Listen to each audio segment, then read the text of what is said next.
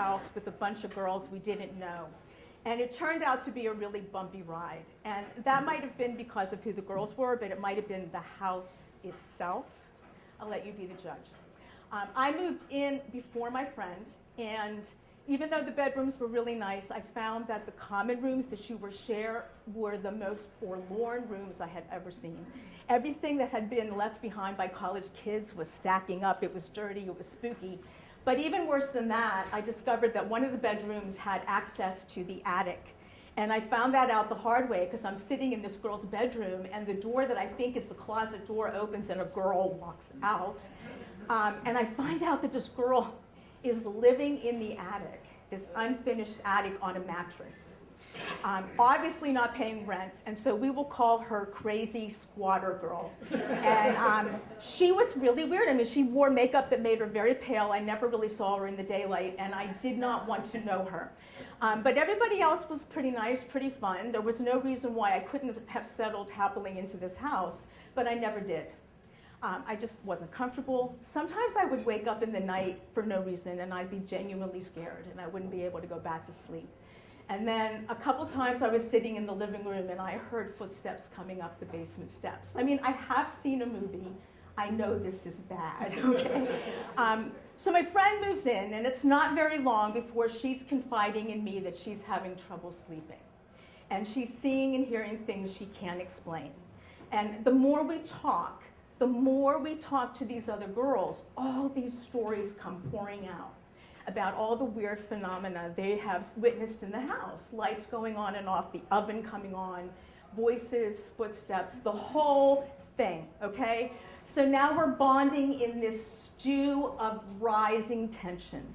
And if you know anything about girls, you know that that is both terrible and delicious. Because we love it. It's titillating, we love it. That's why they have a book called The Crucible. So we're stewing in this, all right? And I'm not stupid. I'm aware that one of the girls likes to fan the panic more than the others, and I don't trust her. She's got a creepy smile. But she's the one that comes up with the legend of the house. She swears she has heard in town that our house was the site of a suicide. That the man was humiliated by his wife and eventually shot himself in the living room. Okay, so deep sigh, we have a ghost. Okay, now the true test would be if someone came in from the outside and felt the same things we did, and then of course that happened. Someone came over. She happened to be of Native American descent, so we shall call her beautiful Native American girl. And she comes into the house and she goes like this.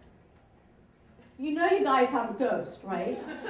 And we're like, well, yeah, we think we do. And she said, no, you definitely do. It's a man. It's a male presence. It's just carrying this enormous sadness with it. But I don't sense any evil intent. I don't think this is a spirit that's trying to hurt you. I just think it needs a lot of attention. Okay? Well, that was it. The stew is going like this, okay? And now everything sets us off. Our hamsters got out of their cage. We knew the ghost had done it. And we ended up in the backyard in the wee hours of the morning, sitting there afraid to go back into our house, okay? The capper for me, though, was the one thing I experienced that I cannot explain and really did scare the shit out of me, okay? I'm sitting in the living room. It's a very quiet night. I'm with beautiful Native American girl and my friend, and I'm sitting on the couch, and I can feel something in the couch going like this, in the cushions, right? And this is not panic. This is terror. I was paralyzed. I couldn't speak. I don't want to make a fool of myself in front of beautiful Native American girl because she's always so calm about the ghost. And then she looks at me just very calmly and she says, do you feel something in the couch? And I said, well, yes, I do. And she says, well, then we need to get the fuck out of here, okay? And we go running out into the yard. Now we're sitting in the yard again. We're sobbing. We're hysterical. And I just want to point out that my friend is a solid citizen, no crazy there. And at one point, she called a priest. And no, I'm serious. And it turns out that college priests are not big about running down to do emergency exorcisms. So we really feel like we're on our own. And so Native American girl suggests that we should cleanse the house. That's our only hope, okay? It is so outside my comfort zone to be cleansing the house. But I would have done anything at that point. I would have sacrificed those hamsters to the gods if I could have gotten rid of this ghost. So the next day, I am on the living room floor. We're sitting there. We have quartz, we have sage, we have candles, we are chanting. She's chanting, we're repeating it. We can do that because we're theater majors. And you know, we can hear, we can do. And we're putting all of our belief in this because we're convinced if you can believe in the ghost, you can believe in the power to get rid of the ghost. Okay? So I don't know if it was placebo effect because we were all holding our breath, but there really was, over time, a kind of peace that descended. It sort of diffused. It wasn't immediate, it wasn't absolute, but my friend and I weathered that until our leases ended.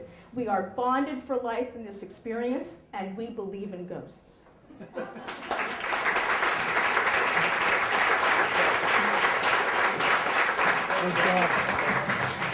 Cynthia